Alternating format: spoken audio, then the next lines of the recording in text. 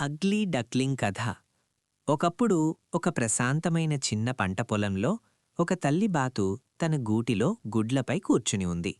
కొద్దిసేపటికి ఒక్కొక్కటి గుడ్లు పగిలి చిన్న బాతు పిల్లలు బయటకు రావడం మొదలైంది. క్వాక్ క్వాక్ అంటూ పసుపు రంగులో ముద్దుగా ఉన్న చిన్న బాతు పిల్లలు బయటకు వచ్చాయి. కాని ఒక గుడ్డు మాత్రం మిగతా గుడ్ల కంటే చాలా పెద్దగా ఉంది.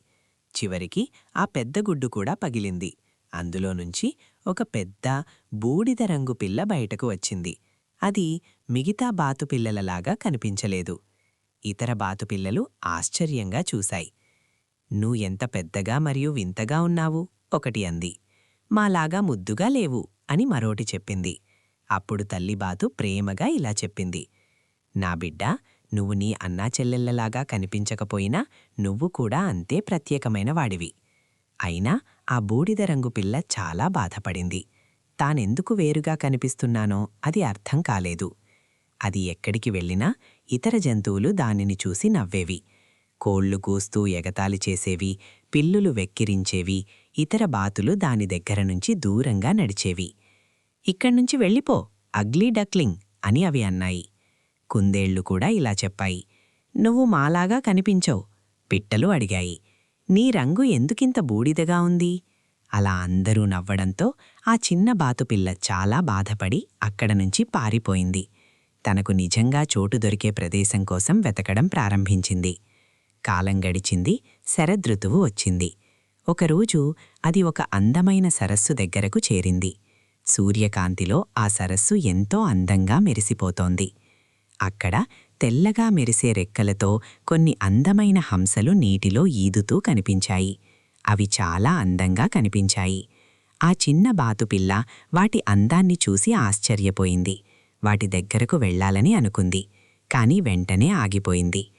ఇతర జంతువులలాగా ఇవి కూడా నన్ను చూసి నవ్వుతాయేమో అని భయపడింది. కాని ఆశ్చర్యంగా ఆ హంసలు దానివైపు చూసి నవ్వాయి. ఒక హంస ప్రేమగా ఇలా అంది, "హెలో చిన్న మిత్రమా, మా దగ్గరకు రావచ్చు." అప్పుడు ఆ బాతుపిల్ల నెమ్మదిగా ఇలా చెప్పింది, "కానీ నేను మీలాగా అందంగా లేను. నేను ఒక అగ్లీ డక్లింగ్ మాత్రమే." అప్పుడు ఆ హంస స్నేహంగా ఇలా చెప్పింది, "అలా అనుకోకు. అందం బయట రూపంలో మాత్రమే ఉండదు. మన మంచితనం, ధైర్యం, నిజాయితీ అవి కూడా నిజమైన అందమే." ఆ మాటలు విన్న చిన్న బాతుపిల్లకు కొత్త ఆశ వచ్చింది. అది సరస్సులోకి దిగి హంసలతో కలిసి ఈదింది. అవి దానిని ఎంతో ప్రేమగా స్వాగతించాయి. అవి కలిసి నీటిలో ఆడుకున్నాయి, చిందులేశారు, చంద్రకాంతిలో ఆనందంగా గడిపాయి. ఒక ఉదయం ఆ బాతుపిల్ల సరస్సులో తన ప్రతిబింబాన్ని చూసింది. అది ఆశ్చర్యపోయింది.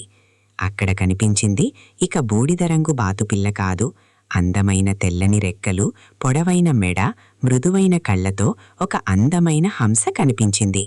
అది నిజానికి బాతుపిల్ల కాదు, ఒక హంస అని అప్పుడే తెలుసుకుంది. ఆ రోజు నుంచి ఆ చిన్న బాతుపిల్లను ఇక అగ్లీ డక్లింగ్ అని ఎవరూ పిలవలేదు. అది ఒక అందమైన, ధైర్యమైన హంసగా మారింది. అది ఇప్పుడు తెలుసుకుంది, నిజమైన అందం మన హృదయంలో ఉంటుంది.